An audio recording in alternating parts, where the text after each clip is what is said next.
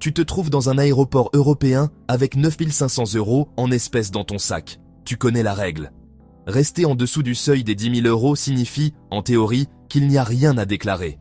Tu respires tranquillement. Tu penses avoir tout fait correctement. Il ne se passe rien. Ou peut-être que si. La réalité est que cet excès de confiance est l'une des erreurs les plus courantes lorsqu'on voyage avec de l'argent liquide en Europe. Et dans certains contextes, il peut conduire les autorités à retenir ou confisquer ton argent, même si la somme est légale et même si tu n'as commis aucune infraction pénale. La clé réside dans quelque chose que beaucoup de voyageurs ignorent. Ce n'est pas seulement le montant qui compte, mais aussi l'intention et le contexte.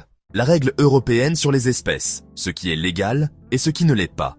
Dans l'Union européenne, il existe une règle claire et commune. Si tu entres ou sors de l'UE avec 10 000 € ou plus, ou l'équivalent dans une autre devise, tu es obligé de le déclarer auprès des autorités douanières. L'argent peut être parfaitement légal. Le problème n'est pas de le transporter, mais de ne pas le déclarer lorsque c'est obligatoire.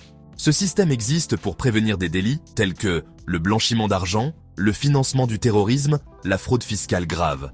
Déclarer ne signifie pas payer des impôts, ni perdre l'argent. Il s'agit simplement d'un contrôle administratif de transparence. Jusqu'ici, tout semble simple. Le mythe dangereux, si j'ai moins de 10 000 €, il ne se passe rien. En raison de la notoriété du chiffre des 10 000 €, une croyance très répandue s'est installée. Tant que je reste sous la limite, je suis totalement en sécurité. C'est là l'erreur. En Europe, les autorités douanières et policières ont le pouvoir d'intervenir sur l'argent liquide si elles estiment qu'il existe des indices de dissimulation, de fractionnement artificiel ou de manque de justification quant à l'origine ou à l'usage de l'argent. Tu n'as pas besoin d'avoir commis une infraction pénale pour que cela se produise. Le véritable problème, quand il semble que tu cherches à éviter le contrôle. Le véritable risque apparaît lorsque le comportement du voyageur donne l'impression d'être volontairement conçu pour éviter la déclaration, même s'il reste formellement en dessous du seuil. Exemple typique, voyager avec 9500 € sans explication claire sur l'origine ou la destination de l'argent. Deux personnes voyageant ensemble, chacune avec 9 000 €, qui reconnaissent avoir divisé la somme. Plusieurs voyages consécutifs avec des montants juste en dessous du seuil. Des réponses vagues, contradictoires ou nerveuses lors des questions. Du point de vue des autorités, cela peut être interprété comme une tentative délibérée d'éluder les mécanismes de contrôle financier. Et c'est là que les problèmes commencent. Rétention sans infraction. Comment cela fonctionne en pratique? Dans de nombreux pays européens, la loi permet de retenir temporairement l'argent, d'exiger des preuves documentaires de son origine et de sa finalité, et d'initier une procédure administrative, même sans poursuite pénale. Dans ces cas, l'argent n'est pas automatiquement considéré comme illégal, mais il reste bloqué jusqu'à ce que le voyageur démontre sa légitimité. Le processus peut être long, coûteux et stressant. Pour des personnes ordinaires, touristes, indépendants, petits entrepreneurs, familles, cela peut devenir un véritable cauchemar bureaucratique. Le véritable piège. Le piège n'est pas le chiffre 10 000. Le piège, c'est de croire que jouer avec la limite te protège. En Europe, comme dans d'autres systèmes avancés de contrôle financier, l'intention apparente pèse autant que le montant. Tenter d'être plus malin que la règle génère le plus souvent de la suspicion, pas de la sécurité. Quand transporter moins de 10 000 € peut aussi poser problème. À première vue, cela semble contradictoire. Comment le fait de transporter une somme légale peut-il te causer des ennuis?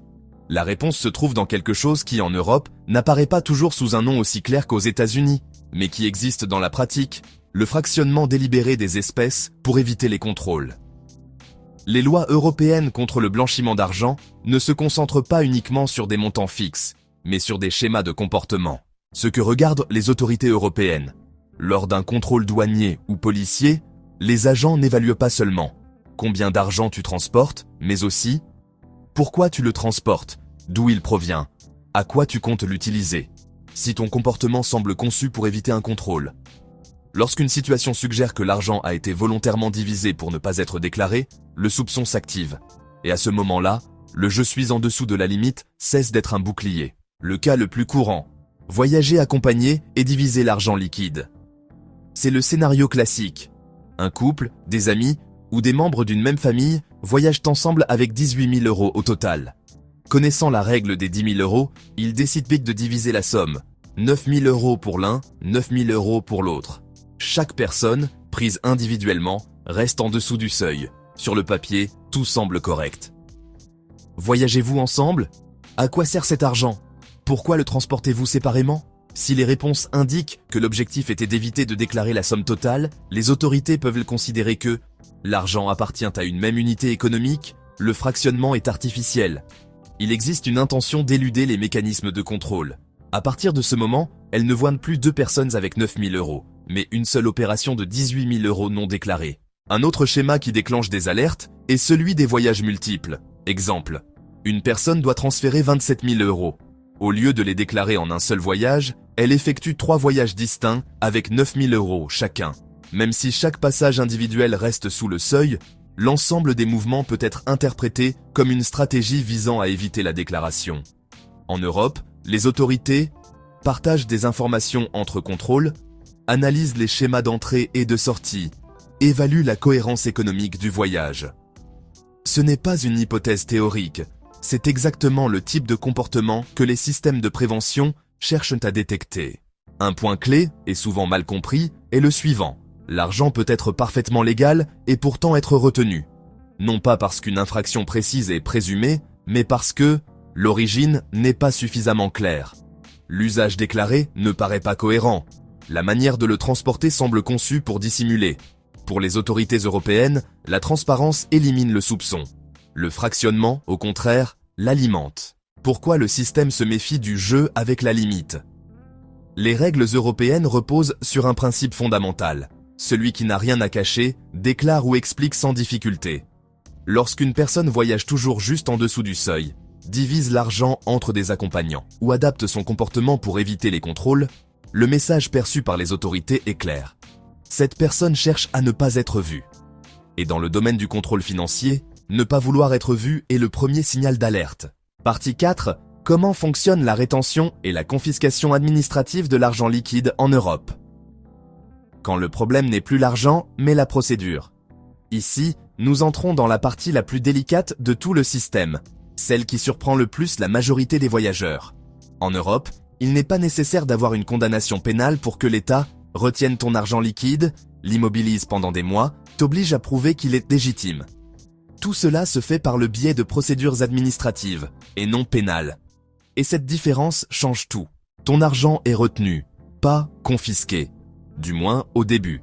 Lorsqu'une autorité européenne estime qu'il existe des indices de risque financier, elle peut retenir l'argent à titre préventif, ouvrir une enquête administrative, demander des documents supplémentaires.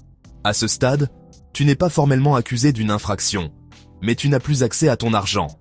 D'un point de vue pratique, la situation est la même, tes économies sont gelées. Le tournant le plus dur, la charge de la preuve t'incombe. Dans une procédure pénale classique, c'est à l'État de prouver que tu as commis un délit. Dans ces procédures administratives, la logique s'inverse en pratique. C'est toi qui dois démontrer. D'où provient chaque euro? Comment tu l'as obtenu? À quoi tu comptais l'utiliser? Si tu ne le fais pas de manière claire, documentée et cohérente, l'argent peut rester retenu pendant une longue période, être définitivement confisqué, ou n'être restitué que partiellement. Pour une personne ordinaire, c'est beaucoup plus difficile qu'il n'y paraît. L'incitation institutionnelle que personne ne t'explique. Un autre aspect inconfortable du système est le suivant. Une partie de l'argent retenu ou confisqué peut être affectée aux organismes chargés des contrôles ou à des fonds publics spécifiques. Même si cette incitation est plus encadrée en Europe que dans d'autres pays, elle existe toujours. Cela signifie que le système est conçu pour privilégier la prévention, mais récompense aussi l'intervention, pas l'inaction. Ce n'est pas une théorie du complot, c'est une incitation structurelle. Qui se retrouve le plus souvent prise au piège? Contrairement à ce que beaucoup pensent, ces procédures ne concernent pas principalement les grands criminels, les organisations mafieuses. Les cas les plus fréquents impliquent des petits entrepreneurs, des travailleurs indépendants, des commerçants, des familles, des personnes voyageant pour des raisons médicales ou immobilières. Des gens avec de l'argent légal, mais mal préparés à expliquer et à documenter leur situation. Le temps joue contre toi. Une fois l'argent retenu, les délais administratifs commencent à courir, les notifications arrivent par courrier, et les délais de réponse sont souvent courts et stricts. Ne pas répondre à temps, mal répondre ou ne pas comprendre la procédure peut signifier perdre l'argent automatiquement ou rester coincé dans une procédure longue et coûteuse, et tout cela sans avoir été déclaré coupable de quoi que ce soit. La grande leçon est la suivante. En Europe, le problème n'est généralement pas de transporter de l'argent, mais de ne pas pouvoir l'expliquer rapidement et avec des preuves. La loi n'est pas conçue pour le voyageur impréparé, mais pour détecter les risques. Et si tu ne sais pas comment elle fonctionne, tu peux te retrouver piégé, même sans avoir rien fait d'illégal. Narrateur. Tout commence par une question simple. Agent de contrôle. Combien d'argent liquide transportez-vous? Voyageur. 9 500 €. Narrateur. Jusqu'à ce moment-là, tu n'as rien fait d'illégal, mais à partir de là, le contrôle peut s'intensifier. Les questions qui changent le ton. À quoi sert cet argent? D'où provient-il? Pourquoi le transportez-vous en espèces? Voyagez-vous seul ou accompagné? Rien de tout cela n'implique une accusation. Ce sont des questions d'évaluation du risque. Le problème survient lorsque tu hésites, te contredis, donnes des réponses vagues ou mentionnes que l'argent a été divisé pour ne pas déclarer. À ce moment-là, le cadre change. Les signaux qui déclenchent une inspection secondaire. Certaines situations qui déclenchent fréquemment des alertes, voyager avec une autre personne, transportant une somme similaire, ne pas pouvoir expliquer clairement l'usage de l'argent, nervosité extrême ou changement dans le récit, absence totale de documentation, admettre que tu connaissais le seuil et que tu l'as utilisé comme référence. À ce stade, l'agent peut te demander de passer à une inspection secondaire. Ce n'est pas une arrestation, mais ce n'est plus une discussion informelle. L'inspection secondaire, quand tout devient formel. Dans la salle secondaire, les sacs et bagages sont fouillés, l'argent est compté, d'autres questions sont posées, tes réponses sont consignées, tu n'es toujours pas accusé d'une infraction pénale. Mais la procédure est désormais formalisée. Si les agents estiment que l'origine de l'argent n'est pas claire, l'objectif n'est pas cohérent, ou qu'il existe une intention d'éluder les contrôles, ils peuvent décider de retenir l'argent liquide. L'argent sera retenu à titre préventif pour vérification. À cet instant, tu perds l'accès aux espèces. L'argent passe sous garde officielle. Un document administratif t'est remis. Ce document est fondamental. C'est la seule preuve formelle que l'État a pris ton argent. Le procès verbal ou reçu de rétention comprend généralement le montant exact retenu, la date et le lieu, l'autorité intervenue, le numéro de dossier. À partir de ce moment, les délais commencent à courir. Le dossier n'est plus géré à l'aéroport. Il est transféré à une unité administrative spécialisée. Et c'est là que commence la partie la plus éprouvante. L'erreur la plus fréquente après le contrôle. Beaucoup de personnes pensent « Je l'expliquerai plus tard, ça va se régler tout seul ». Ce n'est pas le cas. Si tu ne réponds pas aux notifications, envoie pas de documentation correcte, respecte pas les délais. L'argent peut rester retenu indéfiniment ou être définitivement confisqué, le tout sans procédure pénale.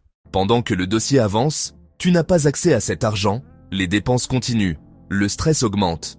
La procédure peut être longue, pouvant durer des mois. Pour quelqu'un qui voyageait pour des raisons médicales, l'achat d'un bien, le travail ou les affaires, cela peut complètement faire échouer le plan initial. La clé de cette partie. Le contrôle n'est pas arbitraire, mais il n'est pas indulgent non plus. Une fois entré dans le circuit administratif, tout dépend de la manière dont tu réagis et de ce que tu peux prouver. Conclusion. La véritable règle qui compte. Le seuil des 10 000 € n'est pas une garantie, c'est simplement un point de référence. En Europe, l'intention perçue compte autant que le montant. L'opacité crée des problèmes, la transparence les évite. La plus grande erreur n'est pas de transporter de l'argent liquide. La plus grande erreur est d'essayer d'être plus malin que le système. Car dès que le système estime que tu caches quelque chose, les règles cessent de jouer en ta faveur.